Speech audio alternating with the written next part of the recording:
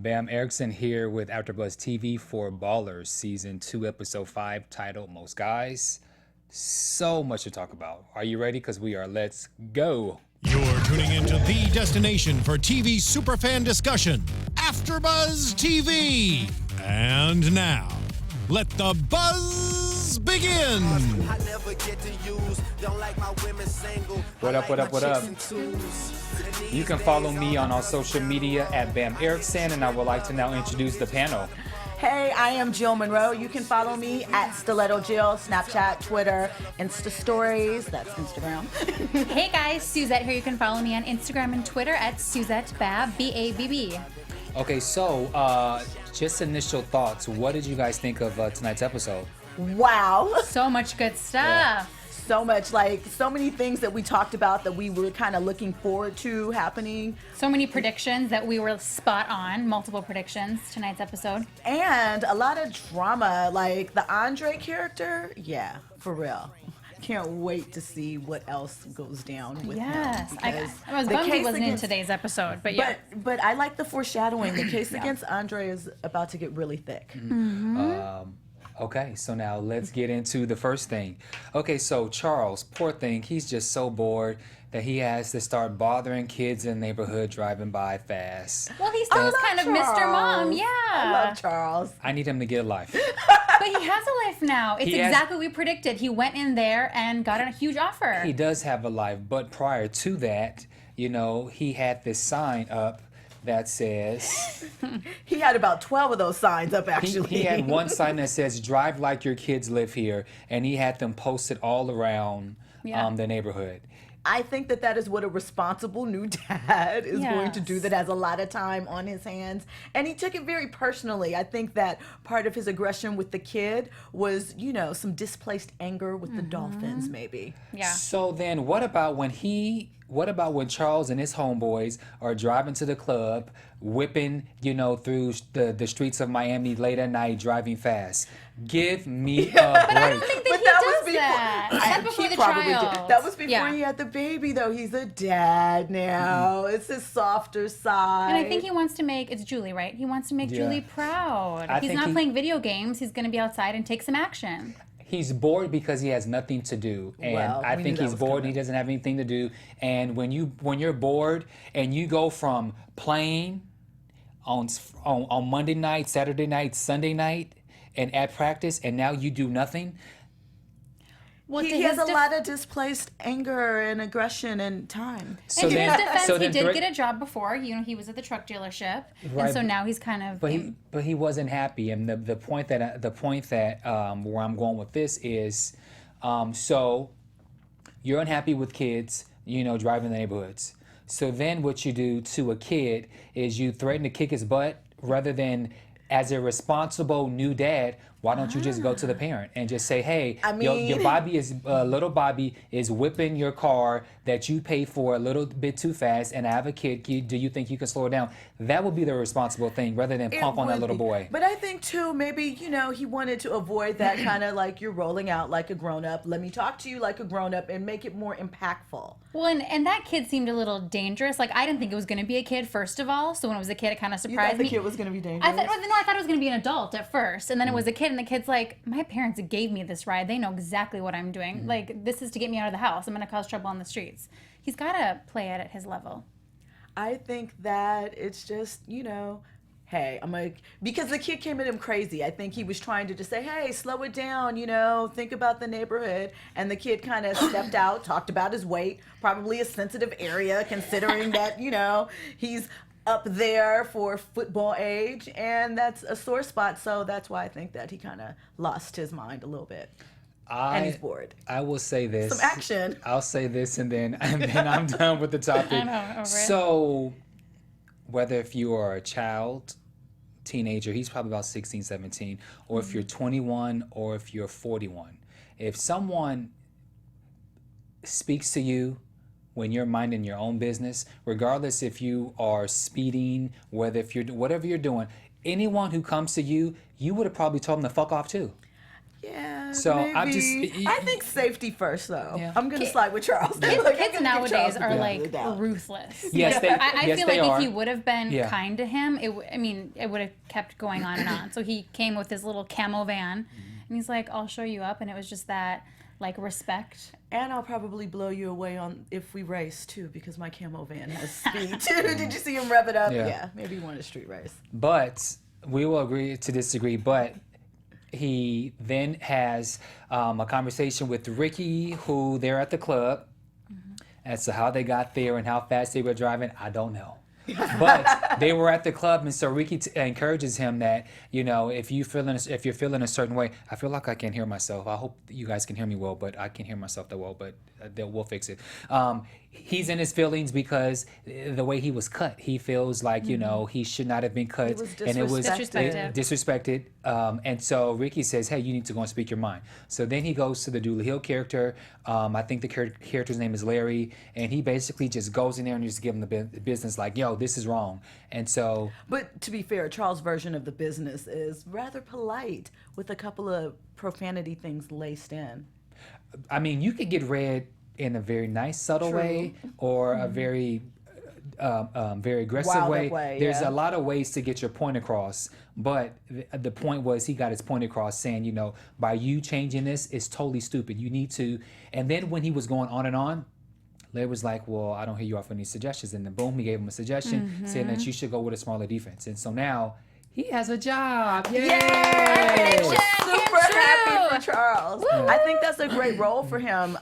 He obviously sees the game from the player's perspective, but also where the future of it can go. I think that they can use his expertise.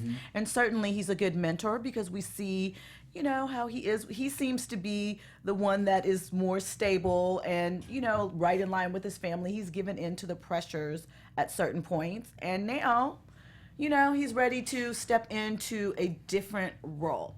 So I think it's going to be good for him. Agreed. I agree. It was a natural progression that we all predicted was going to happen anyways. And yeah, I mean, even though he's a real dad, we always see him kind of being a dad to Ricky, and this is just like perfect. And again, he went in there business minded. He was saying to Larry, the team that you have, this is not, you know, whether or not, he wasn't saying like, why aren't you keeping me? He was just saying, this is what's going on with your team. So it was just awesome. I think it's good for Charles. It's perfect. I think so too, and it keeps him in the loop. Yes. The only problem is the job details was not specified to him. True. So what does that mean that he's only working in the office? There's so many positions, and so I think we're gonna find that out next week. When Well, he, it looks like when he's he has to gonna tell a be player. doing the bad position of he's so That nice can and be firing tricky. people. Yeah. Yes. You're going from one side of the fence to the other, and there are different concerns there. And then so now speaking of Ricky, so now Ricky gets a deal from Buffalo, $30 million for 3 years, and he gets to keep half his guarantee. So, go ahead. Go ahead.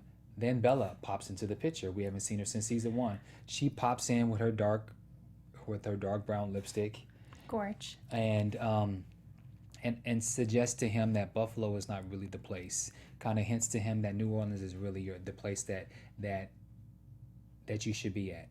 So then now Spence and Jason are like, you know, we need to lock this down. He needs 24 hours of quiet time. Now, what do you guys think about that? Well, first of all, I thought the fact that they brought Bella back in and some of the information she revealed in the conversation with him was very, very interesting. The fact that she said that, you know, Ricky has saved most of his money was really important, I think, because it shows that even though Ricky obviously has a wild side, he, you know, may seem as if he doesn't think things through. He actually does and is sort of responsible, maybe not in the traditional sense, but he does put that effort there. I think that her reasoning for pointing out why New Orleans is a good fit for him makes sense, because if you're going to go stir crazy in Buffalo, New York, that's not going to be good for your career. That's not going to be good for your performance. And you're going to lose money that way ultimately. You may not even make it through the second part of the deal. So I thought it was also interesting that she had him on her fantasy football team. So maybe they'll get back together. Yeah. I'm over Ricky right now. I really am. You? Aw. Yes. Well, when she said, "I hope you figure it out," that's exactly it. figure it out. Yeah. And I don't understand why Spencer and Jason still seems very nonchalant. I guess it's like New Orleans was going to give you what you wanted, 30 for 3. Now Buffalo's going to give you 33 for 3. What is the problem? You know, go lock yourself in a room. Go take the next flight to Jerusalem like we know he wants to do. Like, what is the issue? I guess he has to make a choice before he goes to Jerusalem. I guess when you and I agreed before where it was like, this is your job, so do you want to do it and make the money? And sorry, you're in Buffalo for 3 years. I'm sure they have time off and family can come visit you, friends can come visit you, you can leave. What is the dramatics of it? Like, it's just like, I'm over it. And not only that, but Buffalo, New York is not that far from the nightlife of New York where you can turn up on the weeknights or weekends. So I don't understand I know what the issue is. The issue is he wants to be in Miami probably. Well, I think his personal issues are clouding what he wants to do in life. Money obviously is not the issue. And before, his environment, the club and all that was what kept him from not having to dig deep into what's his problem. So now that if he goes to New York or he's not, loved in New Orleans, now he has to be faced with his issue, which he doesn't want to deal with himself. address, he somewhat addressed part of the issue with his dad, but he didn't really get the answer. So now his judgment may be clouded even more because he didn't get the answer and there was no completion to it. So I think, like, to your point that you mentioned last week, is that we might need to see Ricky's mom then. She might be the missing piece so that we understand what he is sort of missing in making this choice, because you've knocked everything down. It's not the money. It's not being shown the love per se, because that's out there. As far as working conditions, the Saints set up a pretty good thing. The Bills have a nice young quarterback, so either one could be a toss-up. Yeah. So to your point, it's the other stuff. Next episode, he needs to just get on a plane and whatever the issue, if it's the mother, if it's going to meditate, like, figure it out. Like, I feel like it's just irritating. Like, I'm over it. It is irritating. What is the problem? Yeah. It was irritating, and I was over it until you asked what's the problem, and then I thought, light bulb. But he can't go forth until he completes the things in his past. So right now he's indecisive. I mean, every damn team can pretty much offer him a deal, and he's the same deal, he's gonna have an issue with it. And so, does location really matter to you guys? It does. No, it does. But if it's for what you love to do, and it's because they start going stir crazy. They have a really regimented schedule. I mean, for you though, as just an individual, like what you love to do. If someone's like, we're gonna give you $500,000 a year. Okay, let me ask you this. Yeah. So if you were given, being that you're a host, if you were given the opportunity to do Good Day and I was asking you guys. Why are you asking? But I just want you to think about this. And so if you were given a position to do Good Day, New Mexico. Okay. I don't speak Spanish, but okay. No. But you don't. You don't have to. But in New Mexico. Would you for go? a year, or we don't know how long. Or 2 years. Yeah, if it's for 2 years and it's a great financial thing, you have to do it. Now, New Mexico is not LA. That's okay. Okay, so you're okay with that. You're not gonna be able to go to other auditions for other things. That's okay. I mean, it's all good. Look, our producer said, damn right it's not. Listen, I can honestly tell you, I used to work for Nike. So Nike's headquarters are in Beaverton, Oregon. They have an office here. And the next step in my career would have been to head to Oregon. So I had to make a decision. Do I stay in LA and figure it out probably somewhere else? Or do I move to Oregon for a couple years? I'm still in LA and I've never left. Because quality of life for me matters. Like, and I know we're talking insane amounts of money, so it's different with, obviously the professional sports, but for me, I wouldn't want to be someplace if I didn't think outside of my work I could be happy too, because I need that 360 fulfillment or balance. Yeah. Because if you don't have that, you're kind of lost. To me. Well, for me, if it's a great contract, like for a year or two, then I think if it's for 2 years, then it's the kind of money where when you come back, you have enough where, I mean, rent is crazy in LA right now, but if it's the kind of money where, oh my God, I can put a down payment on a house. Maybe I can take 5 months off and audition. Then you have to look at those options. And then the one last thing I'm gonna say before we move on to be on your side, Suzette, when football season is over, you're out.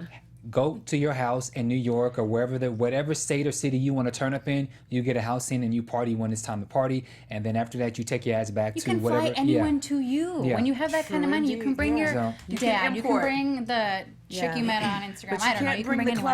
club. Yeah. Well, you can. You know, you can. Buy a funhouse number 2. Yeah. But let's go to Fat Reg and Vern and Joe and Spence. And so in this episode,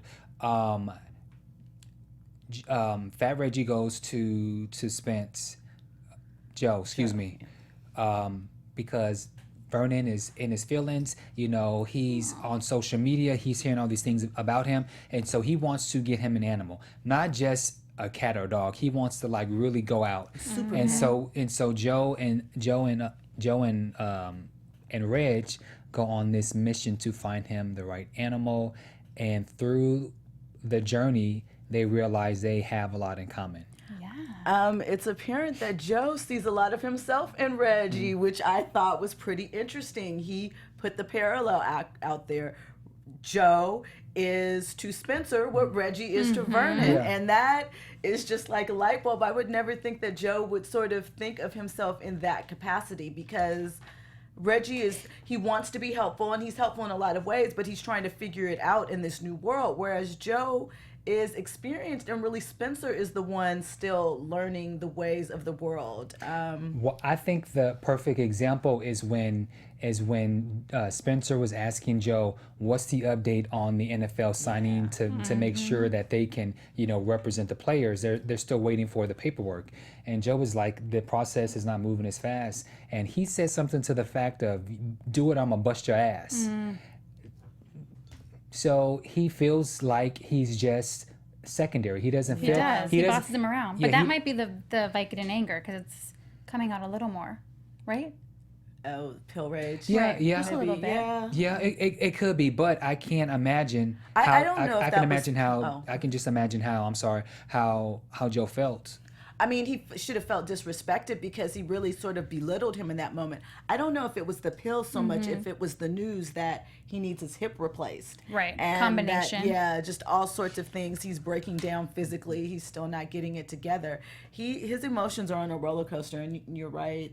Whatever, if he's coming down off of his pill high, or having to deal with his in between stage, that probably isn't good for his attitude. While I was gonna do that for last, but let's go to that now. So the whole pill thing. So he finds out that he is this close away from being arthritic. Or he does have arthritis, Hip replaced, new yeah. to the socket and ball, doesn't have any. But does he have it, or it seems like he's like one step away from being officially having arthritis in his hip? I think he he's has it. Yeah, I think he's just Yeah. in denial about the severity of it. It seems like he doesn't want to face really how deep the physical ailments are that he needs to be fixed that are causing this dependency on the pills, which he doesn't seem to want to face the fact that he does have a dependency, even though, what was he, Mr. Sanchez in the in the clinic?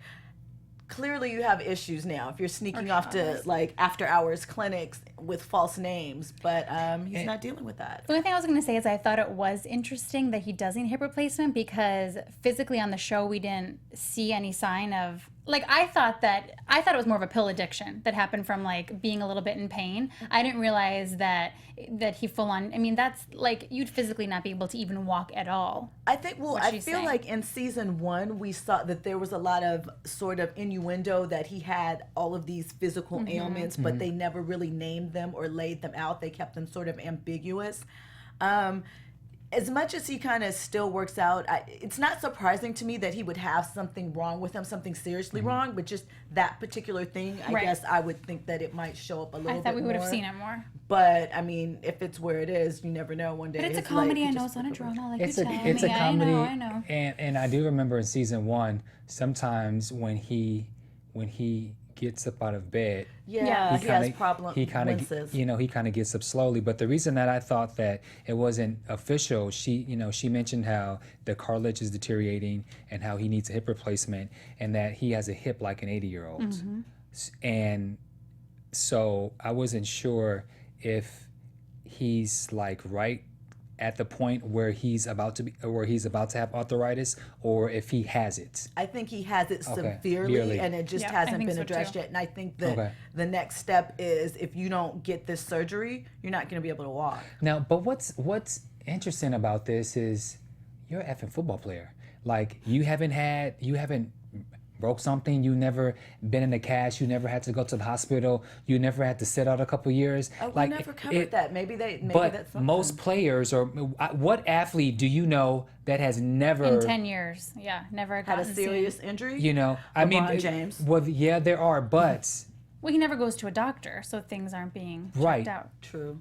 so it's just weird. But particularly in football, I think that, but that's sort of the nature of the sport. There's all these implications right now, even with those lawsuits about, doctors just shoving them painkillers Yeah. and medicine towards them and not really specifying what the side effects are, what those medicines are really for. Just sort of, this will help you play and get you back on the field. but he's not playing anymore. That's right. my point. But I think how long has Spencer been out of the? Well, he's Maybe like 2 years. no, right? technically. Well, 2008 was the house thing. Well, yeah, technically he's 40, but she said no, you're 41, and so he mentioned something like you said too. So if he's 40 years old, He's 41, probably been out at least 5-6 years, right? I'm gonna say between 7 to 10 years. Mm-hmm. that's a So long time. it's interesting because Well, there's You're a not- whole yeah, gap yeah, of Spencer's yeah. life. Yeah, you're not that- playing anymore. Yeah, there's something that we're gonna find out about. Obviously, I mean, there's obviously we're hints of that with Yeah. the NFLPA Yeah. meeting, but there's some time period from around 2008ish.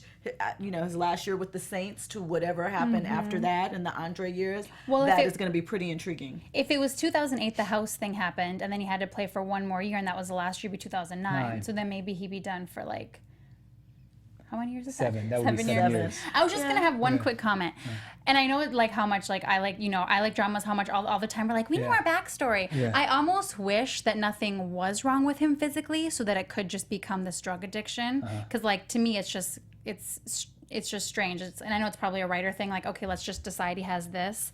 Because like we're saying, we didn't really see him so physically like have arthritis, see the pains. I almost wish that it's like actually you're okay, but you have a drug problem. And especially to have a hip like an 80-year-old. Do you know what that means for your shouldn't be walking at all. for your cartilage to be deteriorating and for you to have a hip like an 80-year-old? On bone, yeah. He should be in a lot more. And then he can justify the drug addiction if the guy finds out about it. It's like, oh well, actually, I'm gonna get a hip replacement. I mean, he still can justify that when it comes up. Right. However, there's just get the- something weird there. Yeah, just get the damn hip replacement and go on. Andre will come visit him. Now, Oh my just God. as you're over the Ricky story, I'm over this addiction and these damn pills. Yeah. And so we mentioned it earlier how he goes to Max, the guy who got the information last week in regarding Good Andre. connection. I couldn't figure that out. So he hooked him up with the knee clinic and gave him these pills.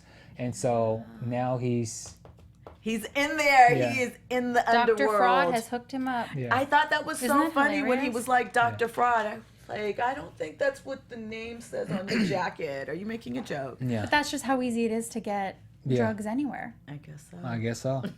Clearly. Yeah. It's true. I mean, I can talk personally. I had some anxiety, and I had gone to see a therapist, and she just prescribed me drugs right away. I mean, I've never taken them. There's Yeah. still in my medicine cabinet, but it's like, really? I'm 34. I've never gone to the doctor ever. I've never taken a drug ever.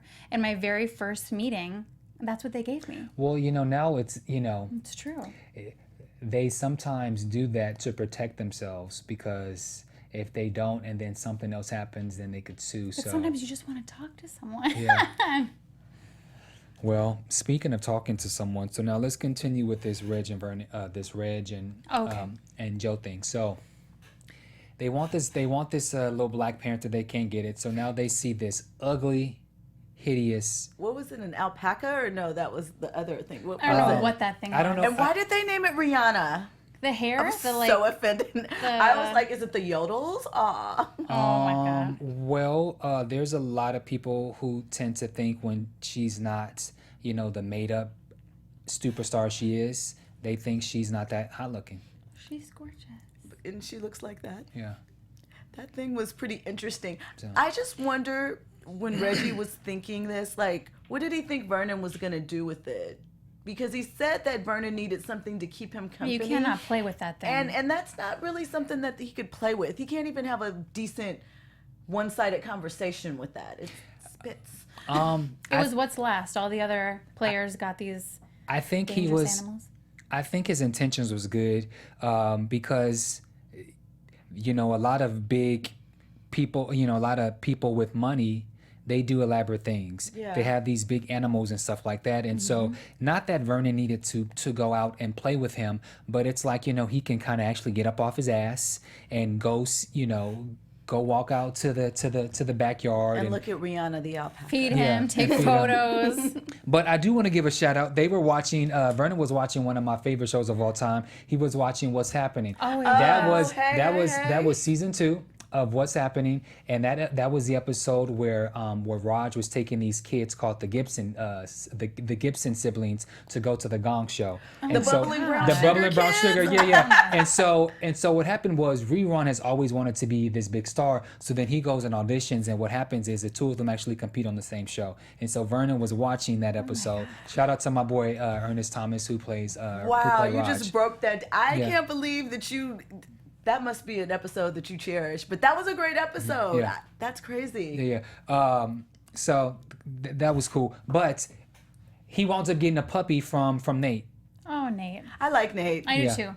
And Nate, obviously, the thing that's dope about Nate is, and that you saw in the conversation between Reggie and Joe, is that Nate has Reggie's back as well as Vernon's Yes. best interest. He Yeah. speaks up, you know, and for Reggie, when probably not many people do, because Yeah. Reggie probably messes a lot of things. Well, we've seen him mess a lot of things up, but I'm proud of Reggie's growth. You know, he's taken the things that have happened seriously. The fact that he even went to Joe to begin with, like, hey, I want to spend some money, but I don't want to get in trouble, is a good sign for Reggie. Yeah, this was an important episode because we were wondering if they were going to part ways, and it's great that. What did he say? He said, you know, Vernon's better off without me, and then Joe's like, no, like you guys, you know, have to be together. So this was like a good, not like, you know, like it closed a little bubble for us because we weren't sure what was going to happen. What I also like is Joe now, I feel, has a newfound respect for Reggie, and now they have a bond. Yeah. You know, they didn't have this conversation before, so they realize that they have a lot in common. They sometimes feel underappreciated, and so I think they're going to be homeboys now. I think so too. Agreed. Although I did question why Joe and Reggie, neither one of them thought that tying Rihanna to the Ferrari I saw was that a too. good idea. Like They as were soon as probably I saw, high. they were high. There you go. There you go. As didn't Nate point that out? He did point that out. Yeah. Yeah. So okay, that's it. Because when the alpaca ripped off the rearview mirror, yeah. I mean not side mirror, and ran off, kind of Ah. expected that. I wonder if they can return the animal. Hopefully. That's a good question. 30-day policy. So now let's go to Joe Spence in this whole NFL thing. So they are waiting to be approved and get their paperwork done so that they can officially represent the players and help them manage their money. And as we said earlier, they were on a deadline, and this is how Joe and Fat Reggie were able to have their connection because of what we saw early in office. So, what I found interesting is when they had when Spencer had the meeting with that guy. I don't know what the guy's name was. The investigator The- from the NFL. the investigator. Creepy Yeah. man. There was a lot of information that was revealed. Yes. So I'm just going to give a couple points and then I just want you guys to speak on it. So the NFL is concerned with Spence's background in finance because a lot of players wound up going broke. That's a huge issue in the NFL in all sports. They go broke. So they want to know, how are you going to prove to us that you will be able to do this? It's the first thing that you do is it's almost like a credit check. So they want to check his money. In his football career, he's made almost $30 million. He doesn't have anything to show for it. And then the one thing that was mentioned was the situation with Andre. Yeah, the housing deal. The real estate deal, and Andre and Spencer said it was nothing egregious, and then the other guy goes, it's as egregious as it gets.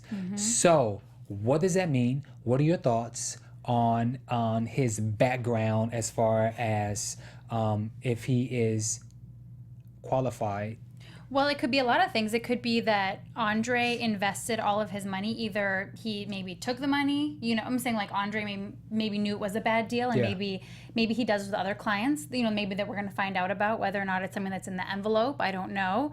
But another thing too, even though he made $30 million, if that's in 10 years, it's $3 million a year. So I mean, it's easy, I guess, that he went broke on that, right? I mean, if they have the lifestyle that they have, but there has to be, there's more to this deal that's the fishy. thing that's so interesting to me about it is that we know from our end, obviously the backside, that whatever happened with Andre, Spencer definitely blames him on the loss of his money. But as he presents it in this conversation, he never brings up, because to me the obvious answer to something like that, even if you did lose all your money, and he sort of alluded to it, is I've gone through this, and that's why I want to be here for players, because I've experienced it. I blew all my money, and now I want to help them make better decisions because I did A, B, and C. I trusted D and E, and now I put myself in a bad position. So I'm wondering, because of the fact that the investigator asked who else was involved, I'm wondering, was Spencer used as a front man for something where there's something really, really dirty with that, but also why is Spencer still protecting Andre to a certain degree? And I guess that goes back to whatever Andre mentioned that he has on Spencer. He's scared of him. So, but what? I mean, if Spencer was the victim and lost all of his money in this, and it was what Andre did, what could Andre have over Spencer that makes Spencer want to protect him, even though all of his money is essentially gone because of him? So that's going to be interesting. I think that there were multiple people involved, and I think it was smarter for him to say no one else was involved, because that I know of. He did throw that in. That I know of. I think it was smart for him to choose that answer, because the more names he give, the more it's going to take to investigate, and then they won't be signed. So his goal is to get this thing signed, sealed, and delivered ASAP. So he can start making money. But it's also telling that I kind of feel like, so is the NFLPA setting him up in a way, because it's like his friend Clyde called him like, hey, I'm going to be coming to see you today, like purposely leading him into another direction. And then all of a sudden the other guy shows up there and like, we're going to be taking a closer look at all of this. Well, because they're friends. So they said, you're too friendly with him. But they knew that before they made that assignment thing. So I'm just wondering if, they just swooped in the afternoon like, hey, we're about to send you out there. On second thought, you guys are friends. So you never know. What if Andre called the PA and then said, you know what, he was a client of mine, he did something shady, he could be blaming Spencer. So you don't know that either. Right? And how come Spencer's background is not as important as Joe's? How come Joe's background is not as important as Spence? Exactly. So it's I think maybe Andre has something to do with this swap. Definitely. The more I'm thinking about it, there's some leak of information. There's something that's been put out there. I would have to disagree, only because the guy said you had a real estate deal with Andre Allen, and it's as egregious as it gets. So if it was this bad, why would then Andre send in someone to reopen that account? Andre's business. Because I would think that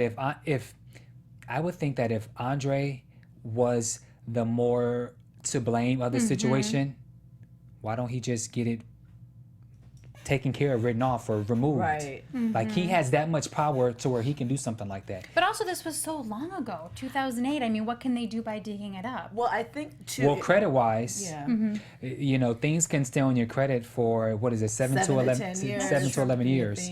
But it just seems that if Andre had something to do with this, and it seems that both of them have something negative on their reputation regarding this, and probably more so than Spence. So Andre could keep doing this. Maybe there's already an investigation on him and we don't know about it yet. And I also, to your point, I think that it probably involves more players, and maybe that's why, because you know, if the NFL is going through these motions where they're sort of not being blamed, but just what are you doing to help these players manage their money more? And they're introducing someone into the system that has, you know, done something egregious with other players, so to speak, with, you know, other people involved, then they would be faulty by then approving access to, you know, even more players' money currently. He should have still interviewed Joe, though, too. I mean, if the two of them are a pair, you think he would still interview both of them. So something doesn't make sense about that. Something's gonna get really tricky. Now the last topic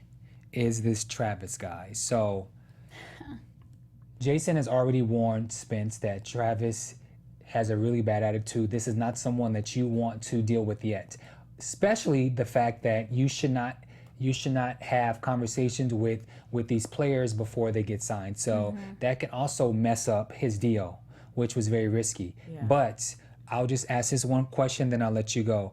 What are your thoughts on Travis Immature. and Spencer? I think Travis is immature and he needs someone like Spencer or someone that has been, he clearly needs guidance. He needs that hard knock life lesson for him to get it. Yeah, Travis is annoying, but this is what Spencer does best. You know, Travis walks in like, oh, you used to play football, and he's thinking, what? You don't know who I am? You know, it's like that kind of thing. So I felt like he just put him in his place. Like, you ain't nobody. The NFL doesn't care about you. Whatever you did in college, and okay, let's bench and that His kind of game back beatboxing and forth. Yeah, like that's what he should do best with these guys is focus on kind of the mind games to get them out of that, to be ready to make the millions, and because it looks like he just wants to like be a little like playboy or something And be professional. Yeah. I think that, you know, those are the things, to be professional, to learn what it is to be, be respectful. yeah. Well, you know, Travis definitely needed that session. He mentioned how he has questionable strength. If you can't max out at 225 more than 26 times, I mean, think about that. For someone who as big as he is, 225 is in football and sports. I thought that was actually college. I thought it was more than that. But in college, linemen has to do 225 and receivers do 185. And so they see how many times you can do it. The fact that somebody with a bad hip, A which 41-year-old a 40-year-old broke down. can do 32 and clearly had energy to do more, and he only did 26. Yeah. Yeah. And was struggling. Yeah, and he was struggling. Like, he totally broke him down. But the problem is, you have these athletes who are pampered, who's spoiled. They get whatever they want. People have been kissing his ass, and he's used to that. Yeah. And so if you're used to being treated a certain way, of course, you're not going to take well initially to someone who speaks against that. So I thought it was great that he gave him business. Yeah. Well, I think it's a little mental too, and that's Yeah. what this young kid needs, because maybe he could do it, but mentally he's just not really there. He's thinking about the money. He's in Miami. He's saying hello to the girls. Yeah. You know, so it's kind of like maybe Spencer. It's like mentally get him there. I also think Travis is scared. Yeah. It could be that. You know, when you Because are he broke down right away. Scared for the big stage. When you're the big fish in a college, and very then you move over to guys who are bigger, stronger, faster in a professional league, it's pretty scary. Yeah, Oh, it's yeah. a mind And trip. so I think, you know, that's probably why one of the reasons that he didn't want to go to the combine is because he's probably scared. Well, now the expectations are even higher because Yeah. he didn't go. Yeah. You know, setting himself up. Yeah. He, you know, probably didn't think that one through. But I think to He'll your be a good point, that's where character. Spencer thrives. And Yeah. that's why you need a guy like Spencer on your team. But he needs to get also mental clarity, like with Yeah. the drug stuff too, so that he can do his work. Because I feel like the anger and some of his bad choices is because he's clouded. And see, when it comes to the football, the sports, the business, he could be as drugged out as he can, and he will always be on top of his game. Anything outside of football, that's where where it gets his tricky. That's where his judgment is clouded. Which obviously, to us normal people, okay, hip replacement. Okay, when do you Right. you have an appointment on Friday? All right, let's go. Outside of football, he doesn't think anything outside of football. When it comes to football, no matter how high he gets, he's there. He's with it. focused. Yeah. You never know, though. It could be that one episode where he's, drinking and doing the popping the pills in a car. 'Cause, I mean, it's just one little thing like that. When he was popping the pills, Yeah. and they Driving. said that, well, he's been doing that. But when I was concerned that he was having the meeting that afternoon and he was like chewing so many, I was like, is he going to be high in the meeting? Is he going to be able to focus? Like, I think it's going to be a while before that catches up. Like season 4. before it spirals. Okay. I think it's going to be a while. Anything else before we go into predictions? I want Bella and Ricky back together. Just that. Maybe. No, not really. I like Ricky. I have a soft spot for Ricky. I really like her. I mean, she's very...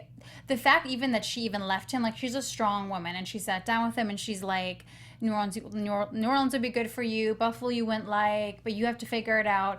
I do like her, but again, he, like, as a man, he has to cherish that part of her, and then what is she the missing link then? And once you have her back, you can go anywhere. Like, I do like her. I mean, she'd be perfect. She's perfect. I'm someone who cares about that relationship. I'm just over it. I'm just like, Bye, Ricky. I'm Make over it it. What about Mind Tracy? Well, like Tracy and Andre, it's like we see them in one episode, then 2 go, and like what happened with that? Because they're ancillary. Well, Andre's important. We're gonna see Andre again, but I think we needed Andre out of the way this episode to sort of give the setup, man, and just sort of give the context of what's really happening on this side of the business with Joe, Spencer, Vernon, what everybody's going through, and just to dig into that backstory a little bit more, because obviously next week there's going to be some type of conversation, interaction, confrontation. And then also remember, even when Andre is not physically present in an episode, he's very much there. he's still there in spirit, because he's always A the dark topic cloud he's over a them. topic of conversation. All right, well, if there's nothing else, let's go into predictions. Okay. And now, your AfterBuzz TV predictions. So Joe, I think that, well, we kind of already saw it, but I mean, I keep thinking that Andre's going to try to get to Joe to either pull him away. Maybe Andre had something to do with the whole PA thing. I don't know. I still think there's something to do with that. Like, Andre's going to play shady, and he's going to play dangerous to do whatever he can to make sure that Spencer doesn't have a shot of managing these athletes. And then, you know what I like? That this isn't much of a prediction, but I wish that we would just see them actually playing like a game or just something like on the field. Maybe we'll see that when Vernon's not playing and he'll be like sitting out, like what that might be like. Or, you know, I mean, I know that we don't see it because we're seeing all the business stuff, but maybe we could just see like maybe Travis's first game or something. Let's see. My predictions are, well, one, like I said, over it. I want Bella and Ricky to get back together, because I think that Ricky is going to need someone who really cares about him and knows him as he unworks all of these deep things that he has to go through. And not that Bella should be there to take his stuff, as she has been and sort of been his dumping ground, but I think that it would be nice if once he gets through all of that, that she's the benefactor of the goodwill that should come from him clearing himself. And I hope it doesn't take too much longer, because it is wearing a little thin. I actually didn't really have any predictions, but I will say, Bella, girl, stay away. Don't do it, girl. Warning, danger. She needs to stay away, because he's not stable. He's not ready to be in a relationship. You know, him and how he treats women and the commitment issue, that's one of like 10 things he's going through. Yeah. And what woman wants to go through all the other crazy shit that he has to go through? Stay away, Bella. No. We want him to work it out first, and then they can get back together and she can benefit. But him working, that's not going to take over. That's not overnight, though. No, it's well, then not the prediction overnight. would be that he's going to go visit the mother. There has to be something. Figure that out. Maybe. Yeah. I think he needs to She is alive, right? Well, we don't know. We don't know. Yeah. We don't know. HBO, come on. He needs to talk with his mom. He needs to talk with his dad, and then after that, he needs to go talk to someone. Yeah. So I say, Bella, stay away, live your life, text each other periodically, pop your head in and see how he's doing. But you can clearly see that she misses him, and she does. Like she does miss him, but she looks like she's doing fine. She is doing fine, but I feel like she was still dropping a couple of hints, just like, you know, maybe if you pull it together and focus without me, but maybe when you do, call me. Yeah. But I want to see some real work. Bam's like, don't do it, girl. You in danger, girl. No. I mean, don't wait around forever. True. That's all I'm saying. That Well, Don't he wait had forever. so many women in the first season, and now it's just like. But those nothing. women don't. No, No, I that know, but they he had matter. he had women. Now Yeah. there's just nothing. Now he's like. Yeah. Because Lost. they really didn't matter, and when Yeah. the one that really mattered left, then the Yeah. rest, and then they become irritating. Then it's like, why are you here? You're not her. Yeah. Bye. Yeah. Wow, great chat tonight. Thank you so guys much for that tuning in. And now let's let everyone know where you can be found on social media. I can be found on Twitter, Instagram, Snapchat. You can check my Insta stories too at Stiletto Jill. And you can find me at Suzette Babb. And you can find me on all social media at Bamm Ericsen. Thank you guys for tuning in to AfterBuzz TV for Baller Season 2, Episode 5. This has been a great time. Let us know your thoughts on iTunes, YouTube, and make sure that you rate, subscribe, tell a friend, leave comments, and we'll talk to you guys next week. Thank you guys for watching. Bye. From executive producers Maria Menounos, Kevin Undergaro, Phil Svitek, and the entire AfterBuzz TV staff, we would like to thank you for listening to the AfterBuzz TV network. To watch or listen to other after shows and post comments or questions, be sure to visit AfterBuzzTV.com. I'm Sir Richard Wentworth, and this has been a presentation of AfterBuzz TV. Buzz you later. The views expressed herein are those of the hosts only and do not necessarily reflect the views of AfterBuzz TV or its owners or principals.